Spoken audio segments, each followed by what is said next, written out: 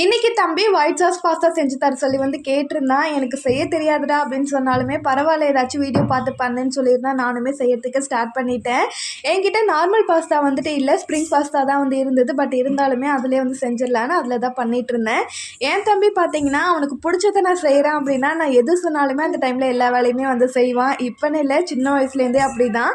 நானுமே பூண்டெல்லாம் உரிச்சு கொடு அப்படின்னு சொல்லிட்டு அவனுமே உரிச்சு கொடுத்துருந்தான். செய்யறதுக்கு ஸ்டார்ட் பண்ணிட்டேன். வெஜிடபிள்ஸ் எதுவுமே சேர்க்காம நார்மலாக வெங்காயம் மட்டும் சேர்த்துட்டு செய்யறதுக்கு ஸ்டார்ட் பண்ணியாச்சு.